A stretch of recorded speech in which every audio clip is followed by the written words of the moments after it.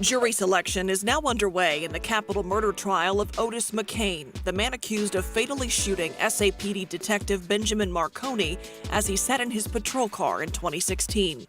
Both the defense and prosecutors have similar definitions of the ideal juror. Just someone that can be open-minded, that can really be open-minded and doesn't have extreme views on either end. Because the case carries a possible punishment of the death penalty, the process of picking a jury is extensive.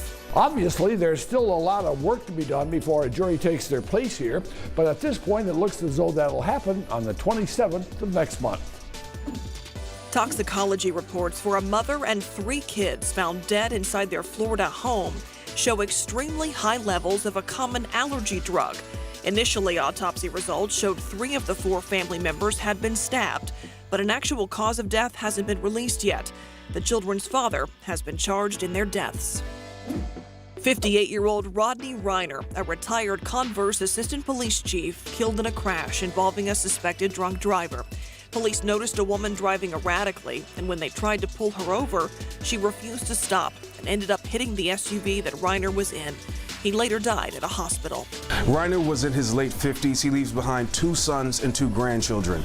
We understand that flags will be lowered to half staff until his funeral, which will include a police and fire department procession. As for the driver, she's facing an intoxication manslaughter charge, among other charges.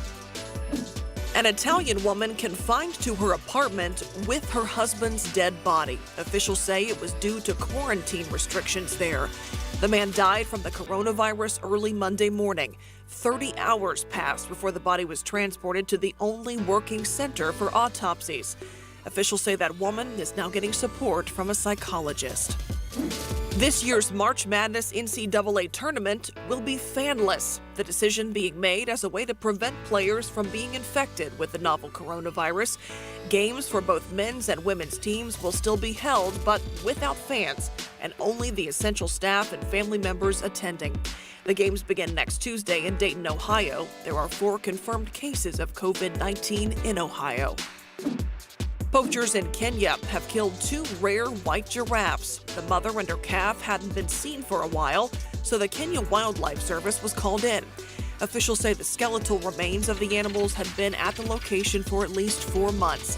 Now just 1 white giraffe, a bull, remains at the sanctuary. The Kenya Wildlife Service says they were the only 3 white giraffes left in the entire world. 4 separate buildings destroyed following a massive fire at a recycling plant overnight in Illinois. That fire spread quickly and forced neighbors to evacuate. Luckily, no one was hurt. Fire officials are still investigating the cause. A New Hampshire couple looking for answers after finding an urn on a beach. I knew it was an urn. And then, of course, I looked closer and it said Grandma. They bagged up the urn and called police, then made a social media post about it in hopes to help reunite that urn with the family it belongs to. Check this out. Getting to Machu Picchu, one of the most magical and visited places on the planet, is exciting in itself, but doing it on a panoramic train with windows and a glass roof provides some fabulous views. This extraordinary experience takes travelers through incredible snowy peaks, and along the way, they can also dance and enjoy a fashion show. To read more about these 9 stories, go to ksat.com.